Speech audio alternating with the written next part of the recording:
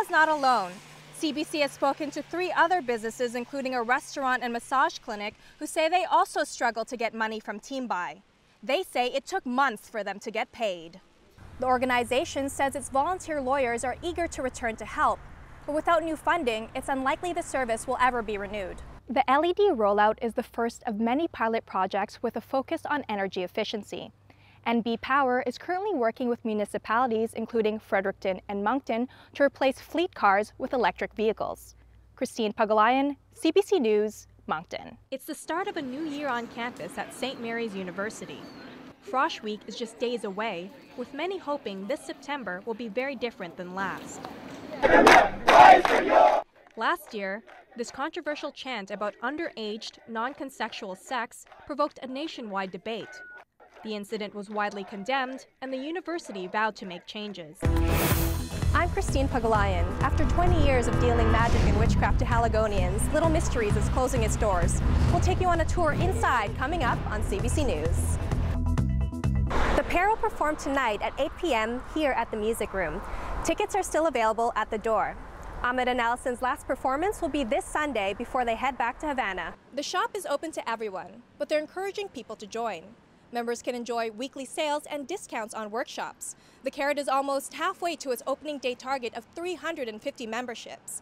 And when the doors finally do open, they'll spread the news by word of mouth and by social media. The main event will feature Rory McDonald, based out of Montreal.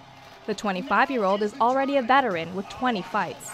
I've had the opportunity to fight all over this nation and fought in some really beautiful cities around, and my career's it's let me see a lot of great cities in Canada, and I'm really excited for this opportunity to come to Halifax. UFC Fight Night will take place on October 4th here at the Metro Center. Organizers say at least 10,000 people are expected to attend. Tickets go on sale to the general public this Friday. Christine Pagulayan, CBC News, Halifax. This Saturday is going to be our last day open to the public. This is a week for families to relive memories and your chance to leave a legacy at the library. It's simply a really welcoming place. Coming up on CBC News.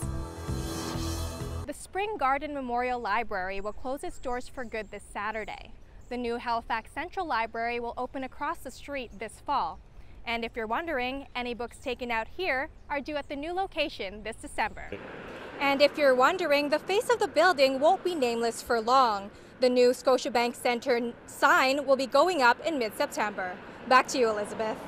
Christine Pagulayan live outside the Scotiabank Centre, or the Metro Centre if you prefer. Thank you. The suspect is 26-year-old Andre Palmer, and he's expected in court this afternoon. He's described by police as the unarmed man that enters the TD Bank branch second in this surveillance video. He's also the one that tries to jump the counter to get to the money. Now, police arrested him yesterday in Brampton, which is just west of Toronto, without any incident. I'm Christine Pagulayan. In the next few months, you could see a lot more cabs with cameras. The goal? To keep both passengers and drivers safe. That story coming up on CBC News. Peekaboo, you're on candid camera. Coming soon to a cab near you. Safety is the key issue. Yellow Cab's plan is to have cameras in up to 200 of its vehicles. An unblinking eye on what happens inside the cab. The idea is to protect cabbies from muggers, and passengers too. But there are other concerns. What if the video is put on social media from the camera, right? What if it's used for personal use? So we have to keep every aspect in mind, come up with a clear policy. But Yellow Cab says most drivers are on board with the idea. Anything that would deter anybody from harming a cab driver is a good idea. Most cabs are privately owned. That means the driver has to foot the bill. And it's not cheap.